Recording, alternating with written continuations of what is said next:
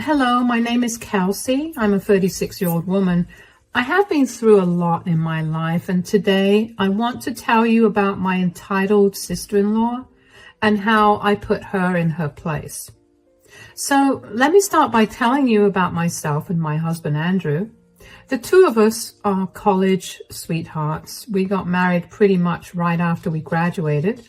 We worked hard and tried our best to live comfortably, but then disaster struck. One day while I was at work, we ended up getting robbed and held hostage for a total of 12 hours. Needless to say, that experience left me traumatized for a long time. After that, I could not bring myself to walk into an office and work. So Andrew and I decided it would be best for me to stay at home. Andrew made enough to support us, and we were both happy with that. Enter my sister-in-law, Madison. Madison moved to our city because she wanted to go to the same college that we went to. She's a good 10 years younger than us, and we considered her to be a child to us more than a sibling. Anyway, we tried our best to be there for her when she moved, but she seemed to be getting along fine in university, and she never really seemed to want to spend much time with us. We understood that. When we were in college, all we wanted to do was spend time with our friends and have fun. We never pushed her to meet with us or anything. We would only call her every week to make sure that she was doing fine.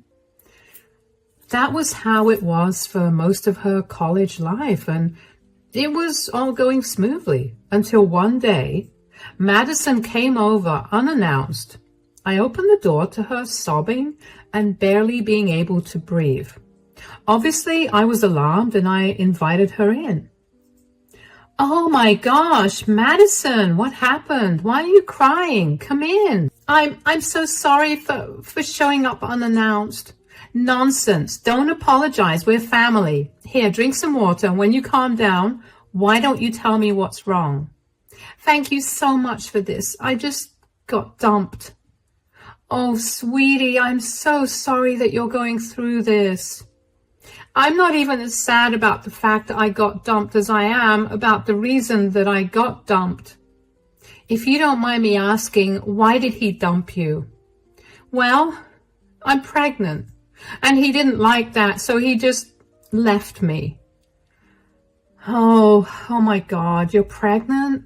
"Yeah, and I don't know how I'm going to do this. I'm still in college and I can't support a child." I don't know if it's my place to say this, but did you consider maybe giving the child up for adoption? "There's no way that's happening." "Sweetie, I understand that you're going through a lot right now, but wouldn't it be the right thing to do? I'm going to be doing all the hard work of carrying this baby, and my body is going to be the thing that suffers for it. There's no way that I'm going to give up the child after I went through all of that." "Okay, well, what do you suppose you want to do then?" "I don't know. I really don't know. We can put this on hold for now. How about we make you feel better first? How do you feel about ice cream and movies?" That sounds amazing right now. Thank you for being there for me, Kelsey. "Of course. You're practically my sister too." If I was being honest, I was panicking for Madison. I mean, she was so young and didn't have any financial security to have the child, and her stubbornness to keep the child was even more alarming. While we were watching our movies, I got a little more information out of Madison. Andrew and I knew that she had been dating someone, but we never pushed her to tell us more. He refused to talk to her when he found out that she was pregnant with his child. And all of that happened nearly 3 months ago. The only reason she came to our place was because she knew she needed to go to the doctor for appointments, but couldn't bring herself to do it all alone. My heart did go out to her. Madison left for her dorm a few hours later, and when Andrew came back home from work, I told him about what had happened earlier. "So Madison came over earlier today." "Really? Is she okay?" "Not really. She showed up crying." "Oh no, what happened?" Remember how she was dating this guy? He dumped her. Oh, poor thing. I get it. Getting dumped is a heartbreaking thing. But why did he break up with her? Because she's pregnant. What? Why didn't you lead with that? I don't know. I was kind of worried about how you'd react. Of course I'm going to be shocked and upset. I thought Madison would at least be a little careful. She's old enough to know how to go about doing things. I fully agree. I understand you feeling upset with Madison's choices, and your feelings are valid. But getting upset will not change what's happening. So what do you suggest we do? She will have nowhere to go. I mean, my parents will not help her out because they told her that they were not going to help her if she got pregnant. And we don't have the funds to help her out. I was thinking maybe I should pick up a job. Nothing too stressful for my mind, of course. Are you sure? I don't want you to strain yourself and for you to get hurt in the process. Of course. Besides, she's my family too, and I want to be able to help her out. I do too, but I don't want to do it at your expense. Are you absolutely sure that you want to do this? Because letting her move in means we'll also have to help take care of the baby. Darling, I'm 100% sure about this. I'll start looking into some more domestic jobs. We can continue to live on your pay, and we can help Madison with my pay. That sounds like a good plan. Thank you so much for helping Madison out. What is with the two of you thanking me? Come on. Wouldn't you do the same for me? Of course, darling. Now, why don't we forget about this for a moment and watch a good movie? I was glad that Andrew took the news better than I expected him to. I knew that even though he and Madison didn't have the closest relationship, he was still protective of her, considering she was his babysitter. But I knew that I was going to do my best to find the best kind of job I could that would not trigger my PTSD in any way. After scouring the internet and asking around a little, I found out that just a few blocks away there was a whole line of rich neighborhoods. And most of them were looking for housemaids, and they were willing to pay pretty decently for them. Of course, I applied immediately because I felt like it was the best job that I could get, and for me to work. After applying around, I decided that I needed to tell Madison what was happening and how we planned to help her out. So I called her and asked her to come over. When she arrived, she looked nervous, but I greeted her as warmly as I could. Madison, come in. Hey, Kelsey, what's going on? Why'd you call me over? I just wanted to check in on you, and I wanted to talk to you about something. Well, I'm still very sad, but I guess I'm coping. I wish I could help you feel less sad about the breakup, sweetie, but I am glad to hear that you're getting by. And what about the pregnancy? Are you eating well? I have no appetite, but I'm eating just for the baby. I still don't know how I'm going to survive when the baby comes. Yeah, that's what I wanted to talk to you about. I spoke to Andrew about your situation. Oh no, is he disappointed with me? Is he upset or angry? He's a little disappointed in you, but he's not angry or upset. He's just very worried about you, which is why we want to help you out in any way that we can. Oh, what do you mean? Well, for starters, we would like you to move in with us. That way, we can help take care of you and the baby when it comes, and it will also provide you with a place to live so you don't have to struggle financially with that. Seriously? But aren't you guys struggling financially too? Will you be able to help me out? Don't you worry about that. I've looked into it and I can work as a housekeeper. A housekeeper? There are a lot of rich people in this neighborhood who need housekeepers, and they pay decently. With that extra cash, I can help you out. Would you really do that for me? Of course I would. I told you. You're my sister too, and it's my duty to make sure that you're safe and doing well. I cannot even begin to tell you how much this means to me. Thank you so much. Hush now. Let's plan when you want to move in, shall we? Madison was a grateful mess. She wouldn't stop thanking me over and over again. And at some point, I had to beg her to just accept the help that she was getting, and Andrew and I helped Kelsey move into our place. Of course, Andrew did talk to her about his disappointment in her, but he did tell her that he was still proud of her for coming to us instead of dealing with everything on her own. Together, Andrew and I made sure that Madison had the healthiest pregnancy she could have. We made sure to take her to all of her doctor's appointments and made sure she ate all the food that was good for the baby's development. As for my work, I managed to land a few houses to take care of. I don't know why I didn't think of it on my own. I mean, I love keeping my house clean, and not to toot my own horn or anything, but I'm pretty good at it. I love organizing things and making my house look pretty, and if I could earn money for it, what a great job. Madison did express a lot of the times that she was sorry that I was working just to provide for her, but I told her that I only wanted her to be healthy and to have a healthy baby, so I was going to do whatever I could to make that come true.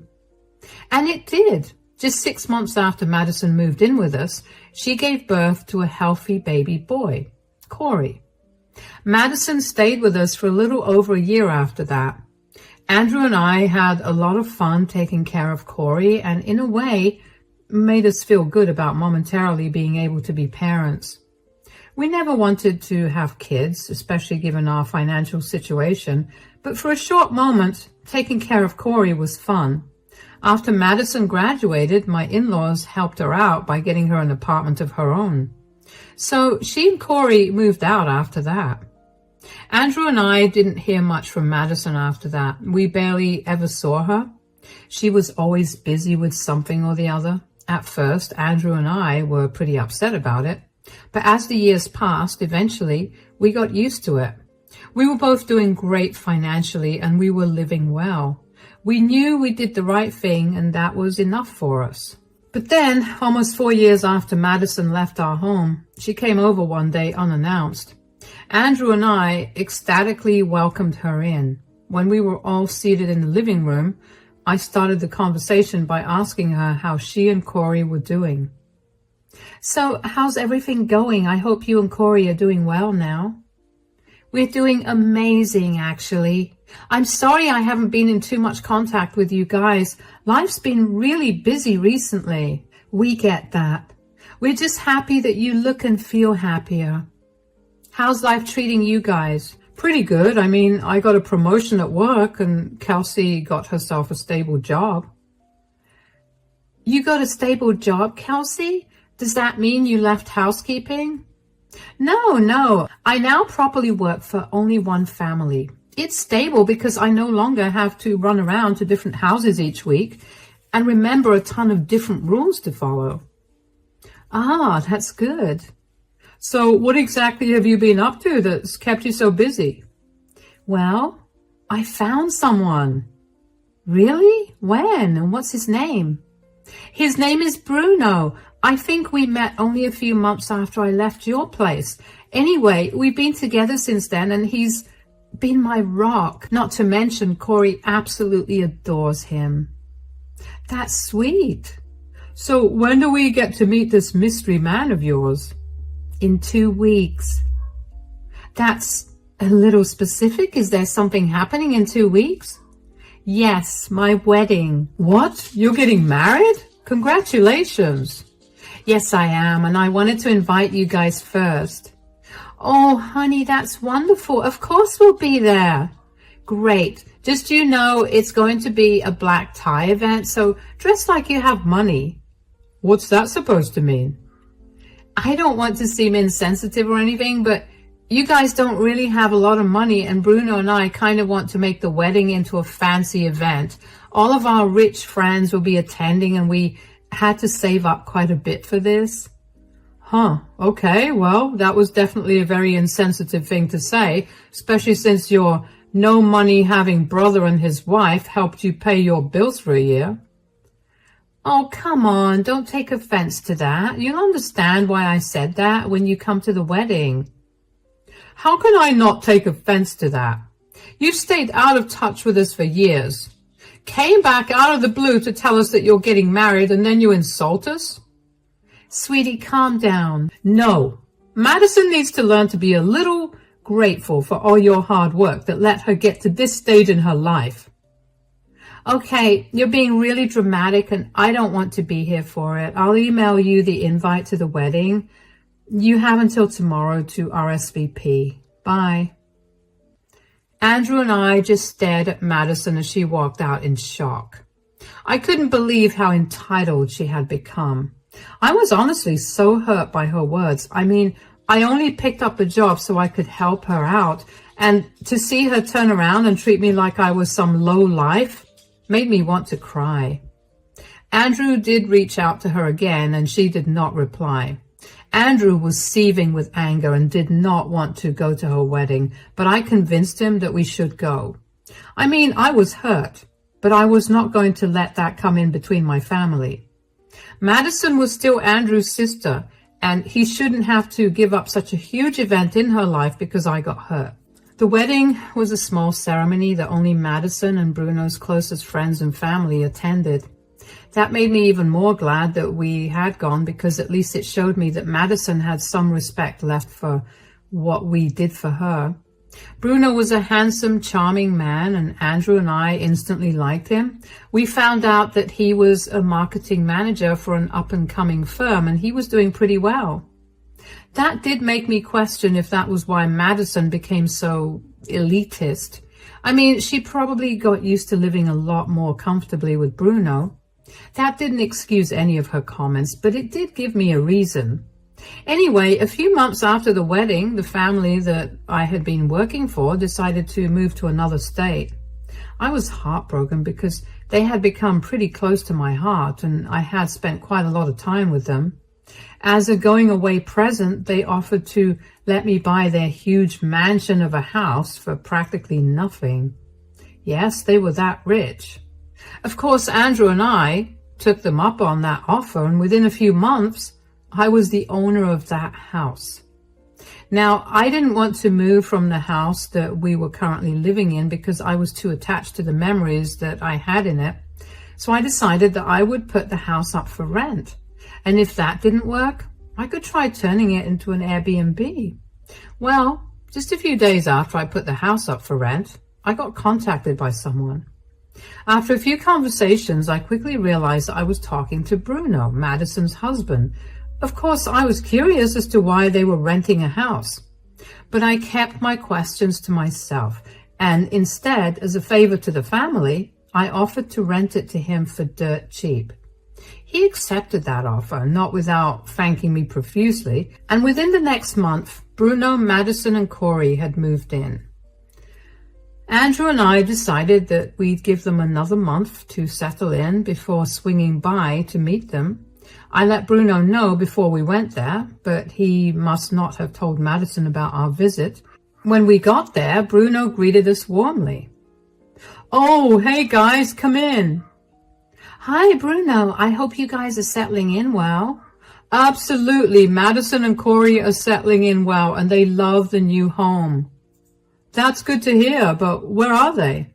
"Madison just got done giving Corey a bath. She should be down any minute." "Oh, there she is." "Whoa, what are you doing here, Kelsey?" "Oh, I just dropped in to see how you guys were doing. I hope you're enjoying the new place." "Of course I am, but you're kind of ruining it for me." "Excuse me?" "I don't know if you can see very well, but this house is stunning and only meant for those people who can afford to be here." "What are you trying to say?"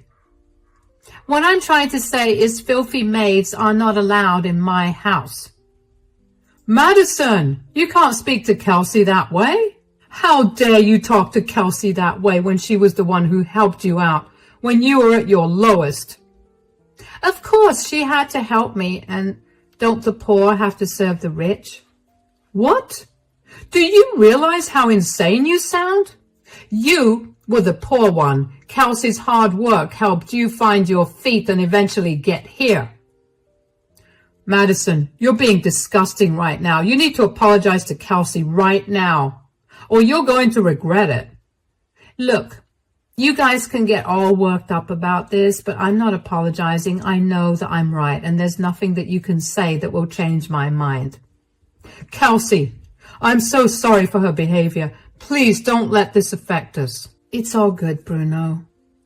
Whoa, Bruno, why are you apologizing to her for me? I specifically told you that I didn't want to apologize, and what effect do you think she's going to have on us? She's just a disgusting maid.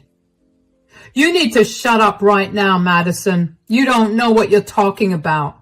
Why are you defending this low-class woman over me? It's my eyes that are suffering from seeing her in my home. Oh, you mean the home that's hers? Huh? What do you mean? She owns this house. She's the one we're renting this from. What? I didn't know that. Why would you rent this from her? Why not? You begged me to buy a house, something that I couldn't afford to do, so we settled on renting one instead. I saw Kelsey's house up for rent, and I approached her about it.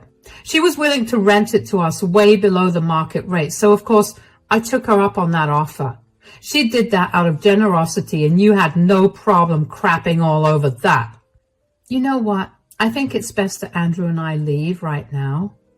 I'm so sorry once again, Kelsey. It's all right, Bruno. I'm sorry that you have to live with such a snob. I was fuming with rage, and I was also feeling very humiliated. I knew that Madison thought lowly of me, but to hear her openly insult me that way to my face, I was beyond angry. I walked out of the house, and Andrew followed suit. After we got back home, Bruno called me to apologize for Madison's behavior, and I told him that I didn't want any apologies from him. I only wanted them from Madison, but of course, she was never going to do that. 2 days after the whole thing, Bruno called me again, but I had been in the shower, so Andrew picked up the call. Apparently, Bruno had been trying to get Madison to see why what she said was wrong, but she refused to budge. He was apparently so disgusted with her attitude and poor treatment of me that he decided that he wanted to leave her. I was shocked to learn that he was leaving her. I didn't expect something so drastic to come out of this, but his choosing to divorce her made something in me flip as well. Bruno told us that he'd be moving out of the house by the end of the week and asked us to keep the rent for that month. I was furious that he was the one who was leaving and not Madison. So I decided to take that matter into my own hands. After a little bit of questioning, Bruno told us that Madison was not working any job at all. They had all been living off of Bruno's pay. That made a lot of sense. So I contacted a good lawyer and had an eviction notice for 30 days written up. I was going to wait until Bruno left to hand the notice to Madison, but she showed up at our house before that. Andrew had opened the door to her, and he was not very nice when he saw her. "What do you want, Madison?" "You lied to me. You never told me that you guys got rich." "I don't see why we needed to tell you that we were rich." "You couldn't have shared your success with me." "Why would I, when all you saw me as was a filthy maid?" "Do you even know how embarrassing that was for me?" "Because someone from a low-class family is doing better than you or helping you out?" "Enough. How was I supposed to know that you were not low class? Should that really factor into how you treat people?" "Of course, I don't want to be taken advantage of at any point in my life, now that I'm successful."